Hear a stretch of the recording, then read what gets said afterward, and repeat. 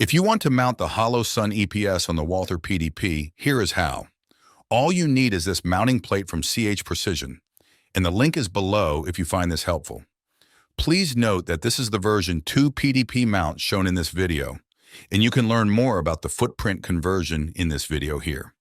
The mounting plate provides the K footprint that the factory Walther PDP doesn't offer. The plate completely fits inside the slide cut, and the two portable index posts are threaded to provide more screw gripping surface. Since the screws don't thread into the slide, these tall index posts provide a tighter mount so the EPS can't easily shear off the slide. The only downside of this plate is that the recoil lugs don't fully lock in on the slide cut, so the tension may still exert on the screws laterally. Just torque the screw to 10 inch-pounds each with a precision torque wrench like the ElevenLabs, and then torque the EPS to the plate with the provided screws to 13 inch-pounds.